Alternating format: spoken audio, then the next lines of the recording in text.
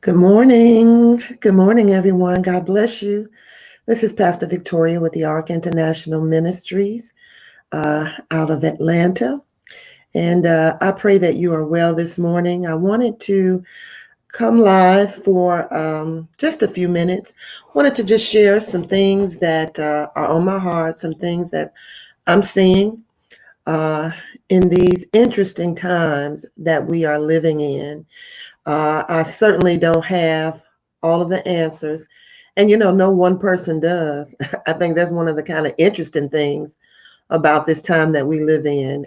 It is really meant for us to figure this out together.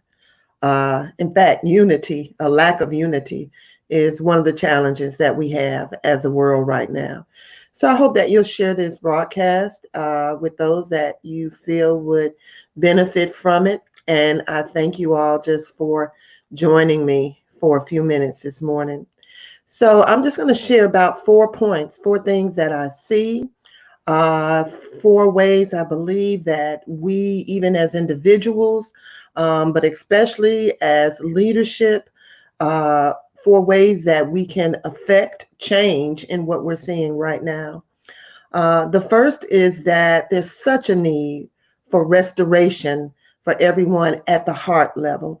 The changes that are needed, I think, cannot fully be affected just by a law, but there's a need for a change of heart for the people. There's such a lack of compassion.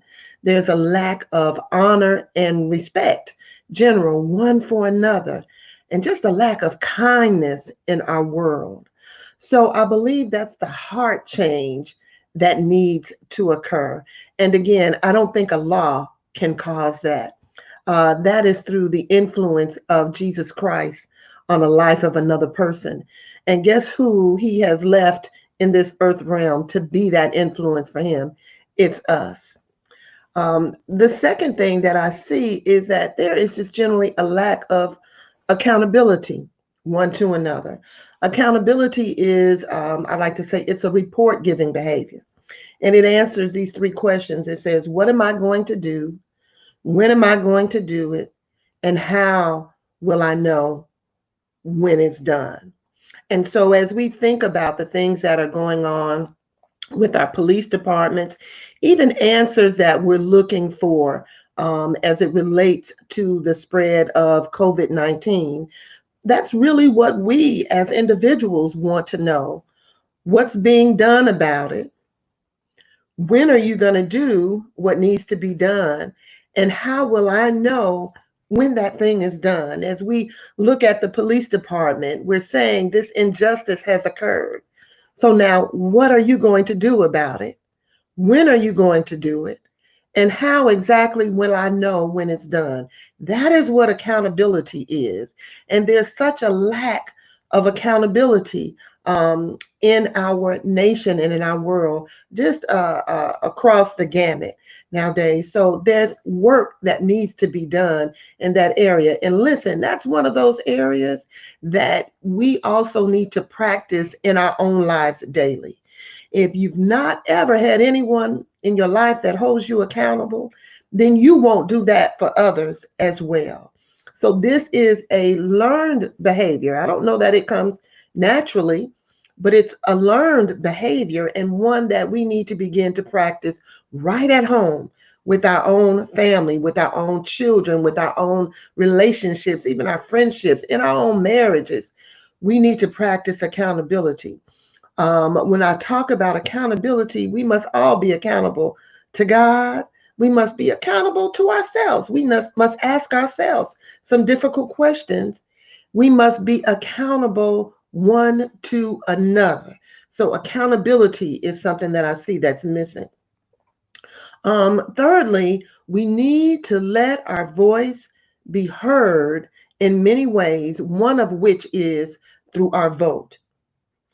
Along with that, I believe there needs to be greater access and information concerning those that we're voting for.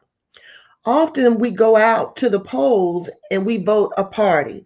We could almost click an X on the box that might say everything Democratic or everything Republican, and we vote that way.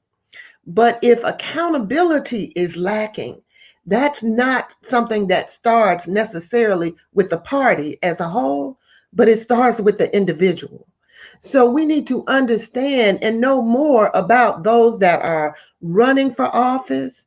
And we need to be able to explain to someone else why we chose to vote for them.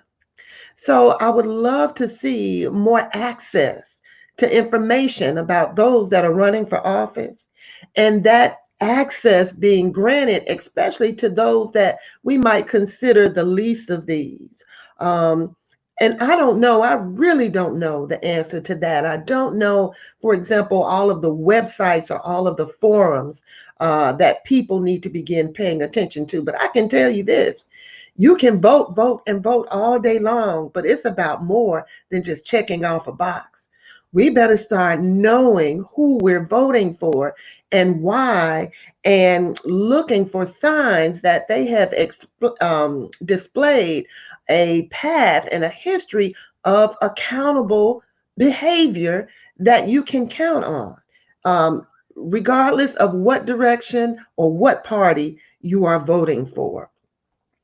So we can't continue to do things the same way and expect a different result. You all have heard that phrase. That we have said that for years, but it is true. We have to now start really looking in the mirror, each and every one of us. Michael Jackson wrote that in the song. Y'all remember that song, Man in the Mirror? And he said in the lyrics of that song that no message could have been any clearer, that if we want change, it has to start with self. So we need to begin asking ourselves, what can I do differently? What do I need to adjust in my own life, in my own interactions with my brothers and my sisters, regardless of race, regardless of culture, regardless of lifestyle? Where do I need to do better with how I treat and interact with people? I also want to share this, is that we all have a sphere of influence. In other words, for all of us, there are people around us that will hear us, that will listen to what we say, that will, or that find interest in what it is that we think. All of us have that sphere of influence. This is a time when you need to be engaging in constructive conversations with a goal that will lead to possible solutions, starting in that small circle and then branching out. So, you or I may not be able to go downtown, and we may not be able to speak to the masses that are in downtown Atlanta or in some other city or state. They may not hear us, but there are those around you that will hear you if you will speak. Is it your children? Is it your family? Is it the people in your church or ministry? Is it those on your job? Who will hear if you truly have something to say? And let that something that you say be rooted and grounded, spiritually. Let it be rooted and grounded in a love for humanity and compassion and guidance. Let it be rooted and grounded in information and knowledge and wisdom, godly wisdom and wise counsel. So this is just not about opening your mouth saying anything. And it is not about how loud you're speaking. You can speak and shout and scream, but yet have nothing to say. So have something to say. Prayerfully speak up when you need to speak up. Speak to your children, your families, that sphere of influence. Speak to them about the things that are going on today.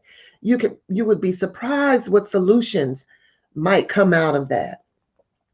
So listen, you all hang in there.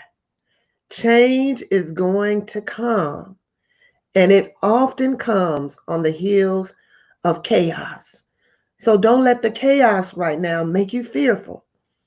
Understand that it is pressing this world. My God, it's not just our city, it's not just our town, it's our world. It is pressing and demanding a change in our world. And we all have to be a part of that. It's for no one person, for no one party. It's all of us that need to be a part of this change. So God bless you. I hope you have a wonderful, wonderful day.